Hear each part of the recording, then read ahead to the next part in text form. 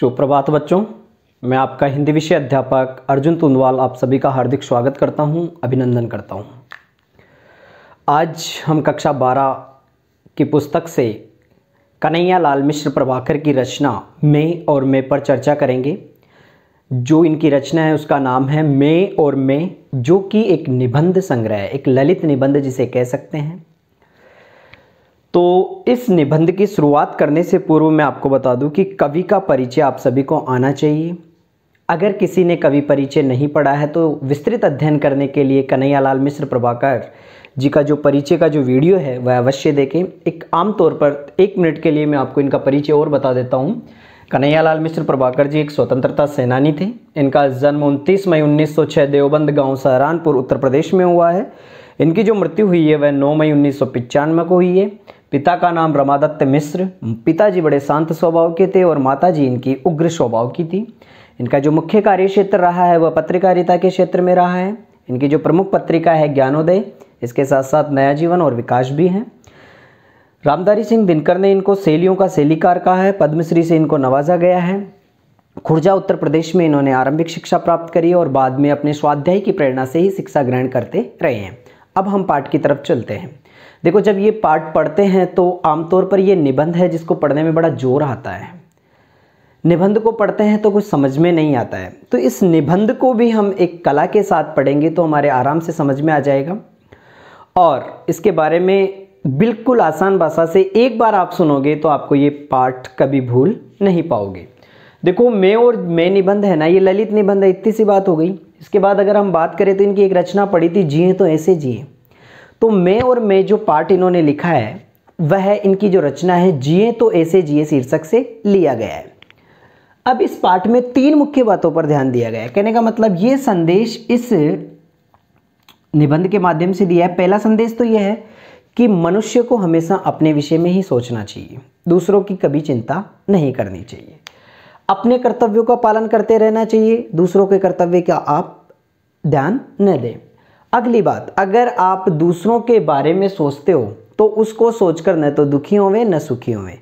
कहने का मतलब है दूसरों के बारे में सोचकर अपने जीवन में टेंशन लेने की आवश्यकता नहीं है। इन तीनों चीज़ों को लेखक और उनके मित्र किस तरह से परिभाषित करते हैं वो इस तरह से बात है। निबंध का सार शुरुआत करते हैं हम। प्रारंभ किस तरह से होता है कि लेखक अपने घर पर आराम से बैठे हुए हैं और चिंता मग्न हैं। अब उधर से घर के बाहर से उनका एक मित्र गुजरता है। वह लेखक को देखकर उनके पास आ जाता है। वह जो मित्र आता है वह हंसी करने वाला, मजाक करने वाला और फालतू काम के लिए उसके पास समय है, बाकी और कोई समय नहीं है। तो इस निबंध की जो शुरुआत होती है वह कहाँ से होती है? निबंध का आरंभ लेखक और उनके मित्र के वार्तालाप से होता है। वह उनके पास आ जाता है, दोनों आपस में बातचीत करते हैं। लेखक शांत और गंभीर हैं तथा उनका मित्र बड़ा बातूनी और गप्पी स्वभाव का है। लेखक को उनकी मनगढ़ंत बातें अच्छी नहीं लगती है तो बातूनी मित्र उसे कुछ बोलने कहने को कहता है। लेखक कहता है कि आज वह कोई गहरी सोच में है, इसलिए मुझे पता नहीं चला कि तुम आ गए, तुम बैठ गए, तो मैं कोई गहरी सोच में डूबा हुआ था। सोच क्या रहा हूँ, मैं अपने में ही खोया हुआ हूँ। तब मित्र उसको सलाह देता है कि खोया है तो वह डोंडी पिटवाए और पुलिस में रिपोर्ट लिखवाए। अरे भाई, खोया है तो खोया रहे, मैं क्या तेरे को ढिंडोरा पिटवाऊं या फिर पुलिस में रिपोर्ट करूं? ऐसा करके वो दोनों आपस में वार्तालाप शुरू करते। लेखक को ये बात चुभ जाती है। वह अपने आप में खोए रहने की बात किस तरह से सिद्ध करता है वह देखिए। 5 दोस्तों की कहानी सुनाता है। वह 5 दोस्त थे, ठीक है। 5 दोस्त बिल्कुल निकम्बे, शराबी और भंगोड़ी थे। कहने का मतलब भांग पीकर रोज नशा करते थे। इसकी वजह से उनकी औरतें भी परेशान थी, आसपास के मोहल्ले वाले भी परेशान थे। एक दिन उन 5 भगोड़ियों ने सोचा कि यार अपन कुछ कमाते धमाते तो है नहीं, शहर चलते हैं कमाने के लिए। 5 अपने सामान सट्टे बांध के निकल जाते हैं। दिन भर धुत रहते हैं और रात को उनको सोने के लिए एक मंदिर मिल जाता है। मंदिर में जाके सो जाते हैं। सोकर सब सुबह उठते हैं तो उनका नशा उतर जाता है। उतरने के बाद एक उनका मित्र है जो कहता है कि चलो अब चलते हैं, परंतु दूसरा मित्र बीच में ही टोक देता है। अरे चल तो चलेंगे, पहले गिन तो लो कि अपन 5 भी हैं कि नहीं है, कहीं रास्ते में ही कोई भांग पीकर गुड़क गया और अपने को रातों रात पता ही नहीं चला। अब वो 5 एक दूसरे को गिनते हैं, 1 2 3 4। वो देखते हैं अपन तो 4 ही हैं। फिर दूसरा गिनता है, तू गिन भाई मेरी गलती हो जाए, 1 2 3 4, फिर से वही 4 सब गिन लेते हैं। अब वो परेशान हो जाते हैं कि अपन तो 4 ही रह गए। अब वो वहाँ से निकल जाते हैं, भाई साहब घर चलो, रास्ते में कहीं ना कहीं पड़ा होगा उठा लेंगे। परंतु एक सज्जन व्यक्ति आते हैं और उनको वार्तालाप करते हुए देखते हैं कि समस्या क्या है, कि साहब हम कल 5 जने चले थे, अब 4 ही हो गए। तो वह उनको गिन कर कहता है कि तुम तो 5 ही हो, 1 2 3 4, 5 ही तो हो तुम। नहीं, हम तो 4 ही हैं, 1 2 3 4।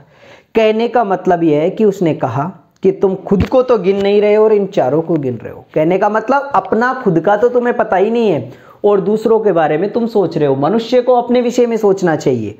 इसी गहरे स्वभाव को लेकर और इसी गहरी चिंता को लेकर लेखक उनको बताता है। दूसरी बात क्या आती है, अपने बारे में सोचना। देखो कहानी का निष्कर्ष यही है, इस 5 भगोड़ियों वालों की, मनुष्य दूसरों के बारे में सोचता है, अपने बारे में नहीं सोचता। अपने बारे में सोचना मेरा क्या अधिकार है और कर्तव्य है, यह सोचना मनुष्य की पहचान है। जो विचारशील नहीं है वह सींग पूंछ रहित पशु है। मनुष्य घर, पड़ोस, समाज, देश, दुनिया के बारे में सोचता है, अपने को भूल जाता है। उसे सबसे पहले इन सभी के बारे में चिंता न कर अपने बारे में सोचना चाहिए। अगली बात, शेख सादी का प्रसंग। ऐसा ही इसी तरह से शेख सादी का किस्सा भी वह उसको बताते हैं अपने मित्र को। तो कहते हैं कि एक शेख सादी महोदय जी थे जो नमाज पढ़ने के लिए रोज़ सुबह जल्दी उठकर ईदगाह जाया करते थे, जहाँ पर नमाज अदा की जाती है। तो एक दिन वह अपने बच्चे को भी साथ पर ले गए। वह साथ में अपने बच्चे को लेके जा रहे थे, तो बच्चा देख रहा था कि बहुत सारे लोग अभी भी सोए पड़े हैं, उठ नहीं रहे हैं। तो इस बात को लेकर उसने अपने पिताजी को कहा कि पिताजी, इन लोगों के कोई काम नहीं है क्या, ये सो रहे हैं, उठते नहीं है, टाइम पे जगते नहीं है। इस बात को लेकर लेखक अपने बेटे को, शेख सादी जी अपने बेटे को क्या कहते हैं, देखो मनुष्य का अधिकार है कि साथ में बेटा भी था, उसके रास्ते में घरों में कुछ लोगों को सोते देखा और पिताजी से कहा, अब्बा ये लोग कितने पापी हैं, सो रहे हैं, नमाज पढ़ने भी नहीं गए। शेख सादी ने कहा, अच्छा होता कि तू भी सोता रहता, कम से कम तू इन लोगों के बारे में गलत तो नहीं सोचता। पता नहीं किस लोगों की क्या समस्या है, क्या परेशानी है। तेरे दिमाग में मानसिक जो सोच है वह बहुत छोटी है। तुमने दूसरों की कमियां निकाल दी पर कभी अपनी कमियों पर नजर किया नहीं किया। इस बात पे फिर से उनको बताते हैं। आगे देखो, मनुष्य का कर्तव्य और अधिकार क्या है। मनुष्य का अधिकार यह है कि वह अपने बारे में सोचे, स्वयं का दोष दूर करे, अपने को ऊंचा उठाए। उसका कर्तव्य कि अपने अच्छे कर्मों से दूसरों का सत्कर्म की प्रेरणा दे, परंतु उन पर सुधारक होने का एहसास का बोझ न ला दें। वह अपनी श्रेष्ठता का अहंकार न करें। अहंकार के कारण घृणा उत्पन्न होती है और मनुष्य पतन के रास्ते में चला जाता है। इस शेख सादी वाले किस्से से भी यही पता चलता है कि मनुष्य को अपने बारे में सोचना चाहिए, अपना कर्तव्य करता रहना चाहिए, दूसरों के बारे में विचारशील नहीं रहना चाहिए। तो ये चीजें यहाँ तक 2 कहानियों में पता चल गई। अब देखो हमारे सामने आते हैं कौशल जी और सिंगल जी। इनका भी यही है, एक का बिजनेस का काम था, ठीक है। तो कौशल जी का क्या है, लेखक के एक परिचित मित्र हैं कौशल जी, उनके बारे में भी वह बताते हैं अपने मित्र को।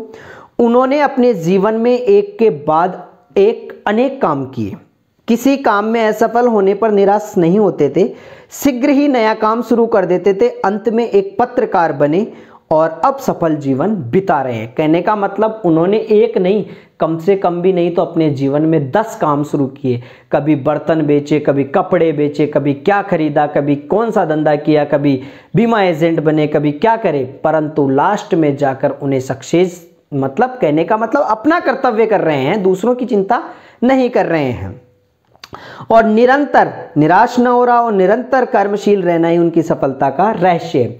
इसी तरह उनके दूसरे मित्र हैं जो हैं सिंगल जी। देखो सिंगल जी के बारे में बता रहे हैं कि अपना कारखाना फेल होने के बाद उन्होंने अपनी मोटरें 6-6 हज़ार रुपए में बहुत कम कीमत में बेच दी। वह कारखाने के झंझट से मुक्त होकर फ्रेश स्टार्ट अर्थात नए सिरे से कोई काम करना चाहते थे। फ्रेश स्टार्ट अर्थात बार बार असफल होकर भी न थकना, न निराश होना और नई ऊर्जा के साथ नया काम करना, यह अपराजय वृत्ति के दोनों ही सफलता के मूल मंत्र हैं। कहने का मतलब है कि मनुष्य को अगर किसी चीज में निराशा हासिल हो जाती है तो वह हमेशा निराश ही रहता है, परंतु उस निराशा से दूर हटकर फिर से नया स्टार्ट करता है तो उसे सफलता अवश्य मिलती है। इसी तरह से दो कौशल जी और सिंघल जी के बारे में इन्होंने बताया है। अब मैं और मैं जो हमारा ये निबंध है उसमें क्या संदेश दिया है? जीवन में थकना, हारना, गिर पड़ना, भूलना, भटकना तो संभव है, यह स्वाभाविक है और मनुष्य का अधिकार है, किंतु मनुष्य का कर्तव्य इन परिस्थितियों में निराश न होकर आगे बढ़ना ही होता है। उसका अपना कर्तव्य है कि वह थक कर बैठा न रहे, हार कर भागे नहीं, गिर कर पड़ा ही न रहे तथा भूल होने पर भूला ही न रहे, भटके नहीं, भूल सुधार कर सही रास्ते पर आए, वह नया आरंभ करे, क्योंकि रुक जाना ही मृत्यु है। तो मैं और निबंध में मैं जो निबंध है इसमें मुख्य बातें आपको बता दी गई है। मनुष्य अपने विचार में ही अपने बारे में ही सोचे, अपने कर्तव्यों को करते रहे, दूसरे के बारे में बिल्कुल न सोचे और दूसरों के बारे में सोचकर न तो दुखी होवे न ही सुखी होवे। आप सभी को ये निबंध समझ में आ गया होगा, नहीं आया है तो एक बार अवश्य सुने।